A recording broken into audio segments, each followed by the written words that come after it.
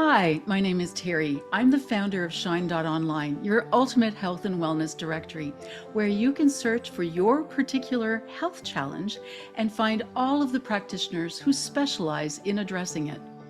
Before we get started, if you'd like to support a growing, heart-centered wellness platform with the purpose of making well-being more accessible to everyone, it would mean so much to us if you could subscribe and share our interviews with incredible practitioners like Veronica, who's with us today.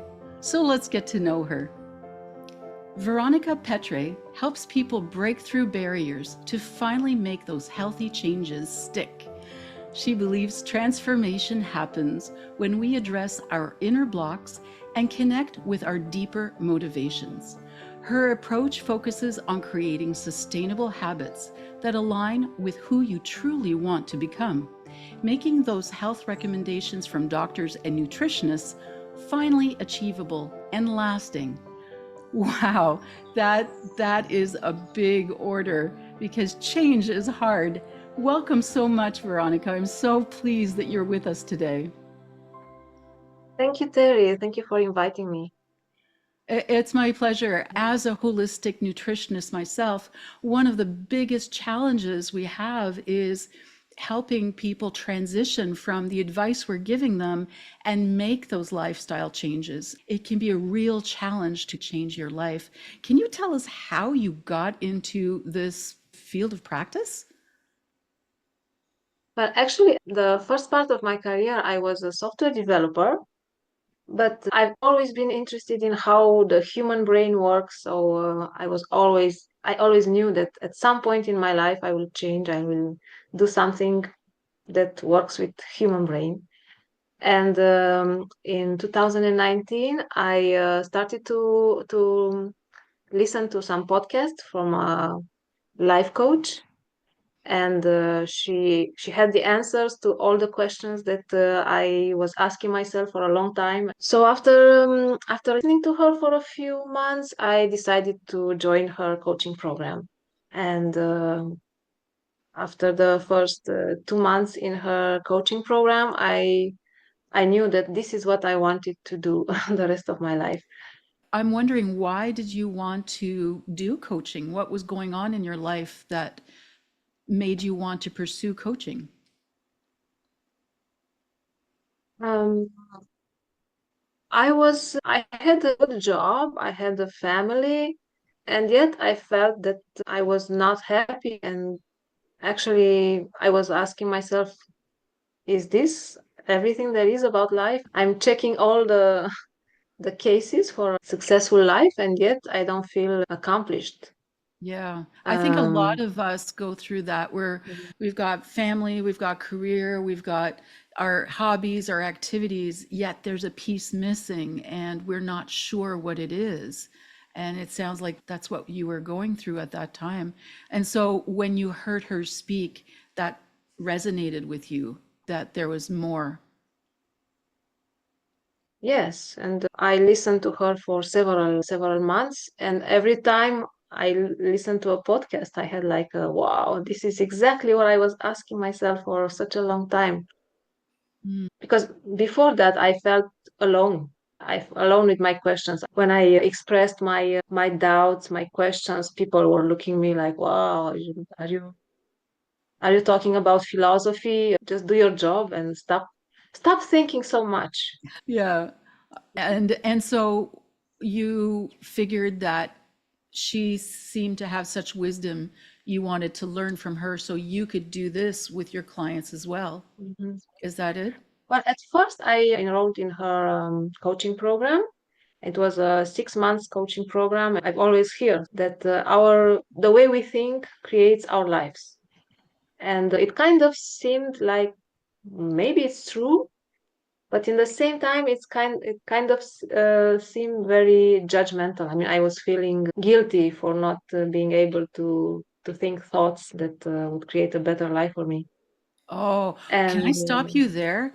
That's a yeah, that's a big one for me because I I have and we're kind of jumping into things, but with my brain injury, I really Mm, believed that I could heal myself. I had a traumatic brain injury. I mm, couldn't walk, couldn't talk, couldn't function, couldn't get dressed, couldn't make a shower, couldn't make my own food. mm, I was at home, but I was basically in a dark room with no sound, no light, no movement, and I couldn't mm, function. And I wanted to get back to a very high level corporate career. So I all I could do was visualize myself back at work and feel the energy of being back at work. And after 2 years, my doctors gave up on me because they said, "That's it. You will never, statistically, you can't heal after the 2 year mark okay. with such a traumatic brain injury." And I was devastated because exactly what you just said.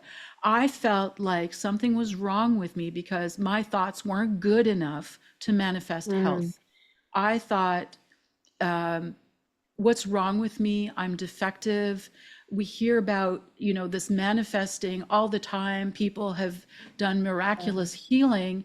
And here I am losing the career, the corporate career I adore, I love, and I am successful in because I had 2 years and I couldn't do it. So how did that thinking of your thoughts are not good enough, what what was the conclusion? How did you find an answer to that? well, with this tool that it's called a self-coaching model that I now use also in my coaching, we can put any thought in this model and we see the result. There are several steps, but at the end, we see the result. And actually, we realize that the result is that most of the time we're hurting ourselves when we think this kind of thoughts. Really? Oh So, my gosh. yeah. Okay, tell me more. I'm sorry, I'm very excited about this because I've been hitting a wall with this kind of thing. So, how does this model work and how can it help us? I don't know if you know, but in the world, most of the things that we think are true are actually thoughts. Like when you say that person doesn't like me, that we believe that is true, but actually that's a thought. So first thing would be to separate the facts, the objective facts, the neutral facts without any qualificative, sorry Mhm, about my English, from the thoughts. And just by doing these separations, because the facts actually are not so frequent in our lives. Most of what we talk and what we hear on the television and everything everywhere are stories. I mean, stories or thoughts. And this is how the human brain works. It's when the brain believes a thought, it finally makes it true. So wow. actually, when you believe that it's your fault, that you're never going to be okay, what were you were creating for yourself were more of the same, actually. Mhm, So the key here would be to find some thoughts that are helping us, just a little bit. It would be difficult to go from I will never be able to heal to I will heal in miraculously tomorrow. mhm, But if we do a step by step small changes and we start to believing them, that's important because the affirmations that everybody talks about, they could be useful if we believe them. If mhm. they're just some phrases, Yeah. I imagine also that if there's fear, so I believed it, but I probably had mm, an underlying fear of, uh-oh, what if, what if I don't heal? mm, But I never looked at it because I was too scared to explore that mm, fear. It was like, no, I have to heal because there's no plan B. That's it. That's my life, my career, my livelihood. I can't imagine another life. So, but I never addressed the fear. So I'm wondering if that's an issue. mm. Or every emotion is created by a thought. I'm not sure if that's common knowledge. I didn't know that before learning the model. So the fear is coming from a belief that creates this fear. Mm, So actually with this self-coaching model, I learned that we create our own emotions with our thoughts. and most of our thoughts are unconscious. Apparently, there are 95% of all the thoughts that are unconscious, and all of them create emotions. Getting back to your story, I'm guessing that made a big change in your life doing that coaching. Yes, I started to give up some reaction that I had because I realized that when I was getting mad or frustrated in some situations, I was hurting myself. But that improved a lot of my life, yes. And every time I learn something, I want to make other people benefit from it. So this is why I decided to do the life coach school, because I wanted to help other people. So is that what you do now, is you help people with change when they are ready? Yes, I help them change with life issues. So I'm a life coach. But also I went a little bit further because I realized that not everyone wants to analyze their thoughts and see how their thoughts create their reality, because this is kind of for people who have some inclination to introspection. But I want to help the most possible number of people. And actually, there's a shortcut to that, because if we manage to feel when there's a trigger in our lives, we can either find what thought that the triggers in us and how the thought creates the feeling and what are the actions and the result. Or maybe we can just go directly to the feeling, because what makes us repeat a behavior is the feeling that we have. So it's about looking at the feeling underneath the thoughts. Is that it? Yes, actually, the feeling is really important. When a situation triggers a great intensity of a feeling in us, this is how we are going to store the memory of this situation in our memory, in our brain. What happens though if you have a feeling but you don't know what triggers it? You don't know the cause because it's subconscious. The first thing that I would do would be to accept the feeling, to allow it. Because when there's a negative feeling, our impulse is to push away or to hide it. And that actually gives to the feeling even Power. more power, right? So when we accept it, when we make place, we just let it be in our body and focus on the sensation on the body, then it has the capacity to dissipate. Apparently, a feeling can only last for 90 seconds. Really? Yes, unless we keep thinking the same thoughts and we keep regenerating the same feeling. So if you're upset for a few hours, it's because you're repeating that same story in your head to keep that feeling alive. Yes. Yes, and Mm. also if we repeat the same patterns, I mean the same thoughts that create the same feeling, and we repeat the same over and over again, at some point our body memorizes the feeling Mm. and it becomes kind of dependent or addicted to that feeling. Wow. And you're able to help people Yes. let go of that addiction to that feeling and find a way to feel differently. Is that what you do? Yes. Yes. Because I had a second certification as a change facilitator Oh, that works also with our unconscious. When we talk about it and when we explore a little bit more, at some point we are going to become closer to that, to what triggers the feeling.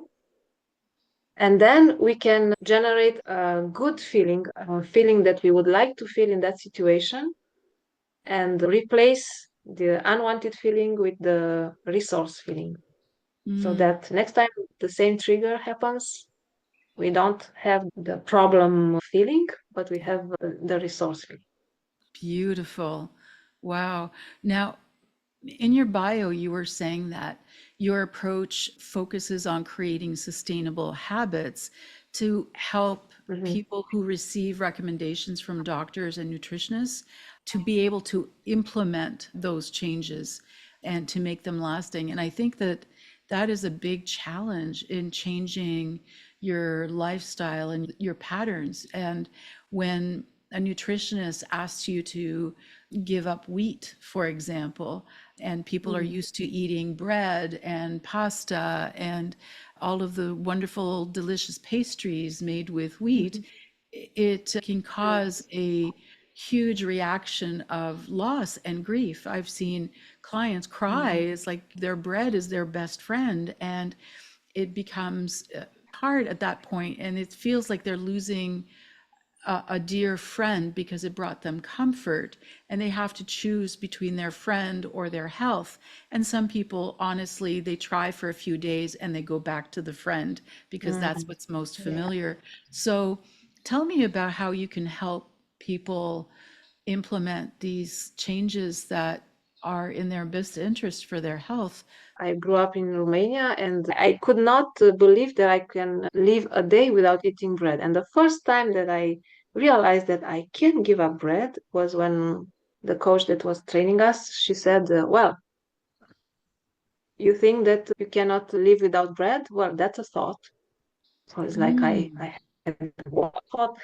Well, it's not that easy. So I think coming back to your question, it's part mindset, but it's important to understand that we have to replace it with something. It's to understand that if they don't manage to do it right away, it's not because they lack willpower or motivation. It's because they have, on one side, there's a habit that Mhm. was created. So I would ask them to remind themselves why they want to give up bread. I mean, to imagine that they are already achieving the result they want, to imagine and to really feel how would Mhm. they feel when they will have the health they want, when they will have the maybe the weight they want. Really feel and embody those feelings. And don't worry about how you're going to get there, because our brain is like a GPS. When we give it the destination, it will find a way. And just have to believe, to repeat, to remind ourselves why and where we want to go, and believe that it's possible. Mhm. And what's important is to celebrate, to be proud of every time you, for instance, you could have eaten a whole bread and you only ate one slice. And it's not a steady slope or an instant change, but it sounds like I'm coming back to something you said earlier that resonates with me, and it's not to be so hard on yourself, not to judge your thoughts, and to say, well, that's a story. I love that. It's not Mhm. the dramatic failure of crashing and burning. It's just a story, and you can rewrite it. Yeah, and actually, when we realize that this is the way our human brain works, it needs stories, and everybody has stories that are more or less true, and everybody has stories that doesn't serve them. So actually, it's not that people are flawed or that there's something wrong with them. It's just the way their neural pathways were formed, Yeah. just doesn't serve them. But it can be changed. And I wanted to come back to what you said a little bit earlier. You were talking about failure. So when somebody tries to change something in their lifestyle and they don't manage right away, in the coaching that I do, this is important to talk about, because when somebody fails, actually that's feedback. It's not a failure, it's a feedback. This means, Mm. okay, we try to do something to change and it didn't work because there's something else. So, okay, we discovered one thing that kept me from changing my habits, but there's another one behind. Maybe there's a second, a third. So at some point we will uncover them all, and then the change will be complete. I think But it. it's important to talk about why did you not manage to stick to the diet, to what you Mhm. wanted to eat, and how can we do best next time. I There's think no that judgment. I see what you just said that I kind of interrupted there is that there's no judgment. I think that that is critical because it's so easy to get discouraged and feel like a failure when you don't succeed right away. And it's you'll try for a couple of days and you'll have a setback one day and you'll try again and you'll have another setback. And after two or three setbacks, sometimes you go, well, maybe I can't do it. So I think, yeah, that reframing the part about the failure must be a critical part to success. Yes, and actually, if I can give one tip, the most important would be that we should never ever beat up ourselves when we fail, so to speak, fail, because we are doing what we can, and the change is not easy. And actually, this is why I took the second training Mm, as a change facilitator, because with this method, we can obtain results quickly because we're working with some of the unconscious beliefs. We can see results pretty quickly, and then the client can understand that it's going on the good direction, in the right yeah, direction. yeah. So it's about celebrating small Mm. successes, small Yes, milestones. Instead of the big one, I managed to give up all bread. It's about reducing and saying, look, I ate four today instead of five. And the next day I ate three instead of five. And, exactly. and Yes, today I ate one instead of five. And being excited that you're moving in the right direction and giving those pleasure centers in the brain that dopamine hit to say, yes, that's a success. You should be proud of yourself. It's not, it's reframing it from a failure that I ate bread to a success that you're moving in the right direction. So I love that approach. exactly. Also, you certainly have heard that what we focus on growth Yeah, grows. yeah, So if we focus on the small achievements, we have a lot of chances to have more achievements, yeah, more and more achievements. yeah.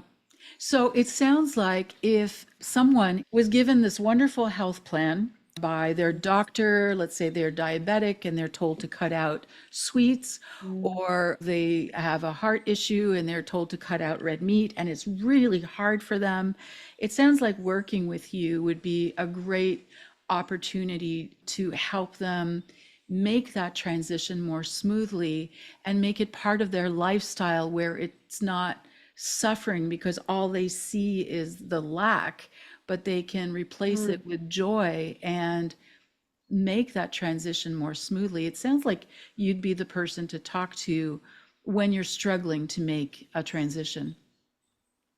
Yes, that's exactly what I aim to do. Um, to help people feel comfortable talking to me about their issues with food. And sometimes our attachment to a certain food may be emotional. Maybe this reminds us from a time in childhood when we were celebrating something. And actually, what we want is that emotion, not Mhm. necessarily the food. So in these Mm. cases, this kind of work is even more useful because we can find ways to generate the same emotion using other things, not necessary foods. Hmm. Yeah, exactly. Now, I'm guessing that you work with people not only about transitioning in terms of food, but as a holistic nutritionist, if someone has insomnia, I will frequently say no devices before bed. And that can be very hard when people are addicted to cell phones and tablets. And if we encourage people to exercise when they're very sedentary. Mm. So you help with people with all sorts of life changes, not just food. Definitely, it's because it's the same process. Actually, checking the smartphone just before bed, it's a habit. Yeah. When we're Mm. inside the problem, sometimes if we can't make that change, it is an overwhelming obstacle. Yes, and unfortunately, when people who have this kind of addiction, when they hear other people saying, "Just do it," I think they also feel a lot of shame. They probably believe there's something wrong with them. Somebody told me that once, and I think it's a good image. It's like when you have a problem, it's like you are in trapped in the cellar, and there's in A, trap a door, yeah, a trap door. a trap door when you that you have to open if you want to solve your problem. But then there's comes shame, and shame is like an elephant that stays on that door, and you cannot do anything. So the first thing to do is just get rid of the elephant. So removing the shame is the first step to allow you to start making changes. And that in Yes, and of itself must take some work to find that kind of peace and self-acceptance. And you help people yes, remove shame? yes, definitely. And just by when people have the opportunity to talk to someone who listens to them without judgment, that's already a part of the shame. It's removed. If we just look at women, there's just been so much shame programming over centuries, right? That we carry with us. And sometimes it is a big block to growing. And it's we put it on ourselves. There's still a way to live your life Mhm. happily without shame. And it must be so Yes. freeing. Like people who are able to let go of those self limiting beliefs must feel so much freer and more joy. And that must also have an effect on all aspects of their life. Removing shame is the first, one of the first steps to accepting ourselves as we are. I remember when I was listening to the podcast, just by listening her answers to questions that were trapped in my mind for so many times, so many years, because I had no one to talk to about these kind of things. I realized I'm not alone. I'm not flawed. I'm not weird, or just I was having the impression that I was different from the other people because they were not thinking like me. And actually, I realized no, I'm not alone. I love that you're saying that you thought you were weird or strange or flawed. And in connecting with others, you saw you weren't alone. And I feel like in society now, it's like a duck on water. Everyone looks like so confident and so good, but underneath, like the feet are just pedaling, and there could be anxiety and shame and fear of failure and failures, and you don't know what's going beneath the surface. So it's so easy for us to compare to ducks that look like, oh my gosh, they look so cool gliding on the water, not knowing really what's going on underneath. And I think that's the power of community too, is to connect with Yes. people and speak to real people like you who have had these issues. And now, because of your own experience and your training, you're able to help people navigate that transition themselves.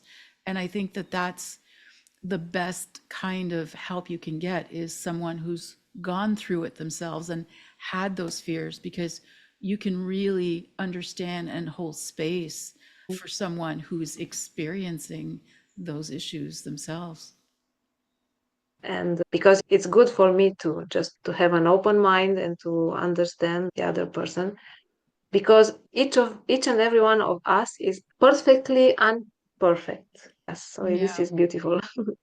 And I think that's the nature of being human, is accepting that perfection is impossible. Everyone on this planet is just doing the best they can, right? At any given moment. Yeah. Yes, because actually if we accept that we are as we are, this doesn't mean that acceptance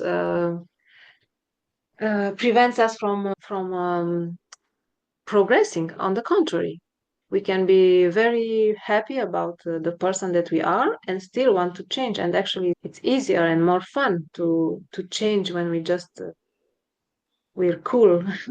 When we're we cool. we're okay with us. Yeah. Yeah, that's wonderful. Do you have any final thoughts that you'd like to share with the audience? uh, don't uh, don't blame yourself. Just when you're not able to do what you plan to, that's just an information, that's just data. You can if you want, you can search why, what prevents you from doing exactly what you want. But Yep. there's no reason to blame yourself. Ah, I love it. One of the things that you said that was most beautiful, I wrote it down. It's not failure, it's feedback. I love Yes. that. I love that. That is beautiful. Thank you so much, Veronica, for taking the time to share your thoughts and your wisdom with us today. If you'd like to contact Veronica, you can reach her through her Shine webpage, and we will have a link in the comments below, and you can reach out to her directly to find out more about how she can help you. It was an absolute joy, viewers, to have you with us today. It is such an honor that you have watched the video all the way through. I want to come back to Veronica and thank you again for joining us. It was such an honor to have you with us.